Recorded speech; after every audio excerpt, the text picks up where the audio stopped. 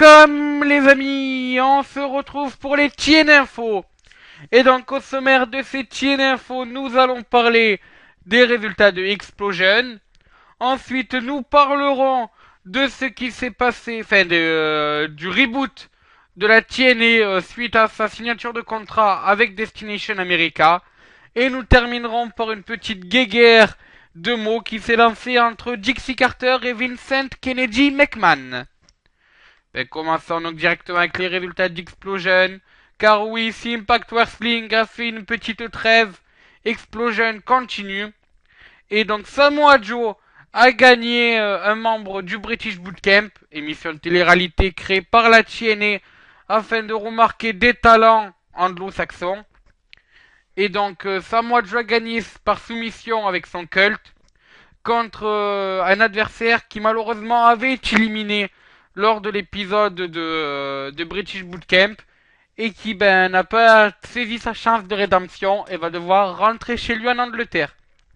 A noter que nous connaissons les 3 finalistes de British Bootcamp et que la semaine prochaine, dans cet épisode de British Bootcamp, nous aurons les 3 personnes, donc les 3 finalistes qui affronteront 3 superstars du roster de la TNA.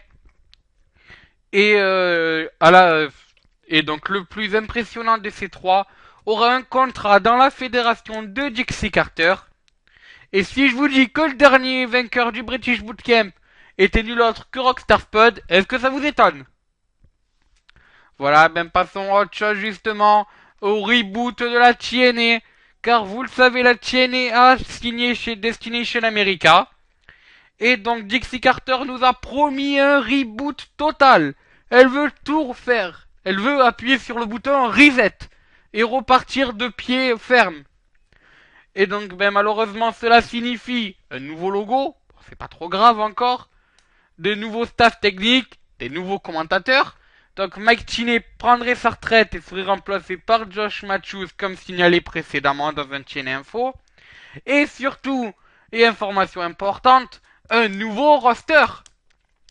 Et donc cela veut dire que certaines personnes vont devoir partir aux oubliettes.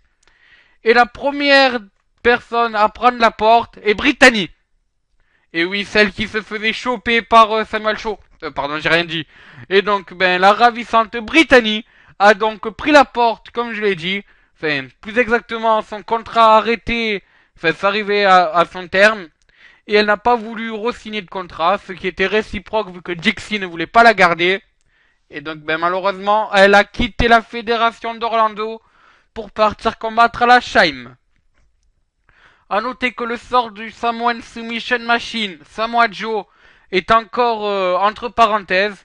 Nous ne savons pas si oui ou non il continuera. Cela est pareil pour All Snow, Devon, Tommy Dreamer. Les frères Hardy aussi sont dans le doute. Et surtout, Bully Ray. On avait appris que Bully Ray avait quitté la fédération de Dixie Carter. Il se pourrait qu'il y ait une chance qu'il fasse un retour si tout cela se passe bien. Mais ça c'est vraiment à prendre avec une pince à épiler parce que rien n'est sûr. Donc voilà, tout ça c'est pour dire que malheureusement certaines superstars devront prendre leur mal en patience avant de savoir si oui ou non ils feront partie de la campagne 2015 de Total Non-Stop Action. Voilà, terminons maintenant par une petite guéguerre pour finir l'année. Vu que Dixie Carter aurait pas apprécié un propos de Vince McMahon durant son podcast. Vince McMahon avait en gros dit que certaines personnes faisaient du catch sans savoir ce que c'est et que lui il faisait du catch divertissement et rien d'autre. Dixie Carter, qui à première vue s'est senti visé par ses propos, a dit que même si elle n'avait pas des connaissances super développées dans le monde du catch, elle fait ça pour les fans et elle estime bien s'en sortir. À ce à quoi Bobby Roode pulsoit, vu que lui aussi dit que même si Dixie Carter a des connaissances assez limitées, le spectacle est toujours au rendez-vous. Voilà, c'est un peu normal qu'il fasse le lèche-bot, en même temps il a un titre sur les épaules. Je dis ça, je dis rien. Voilà, c'est sur ce que se termine les TNA Info.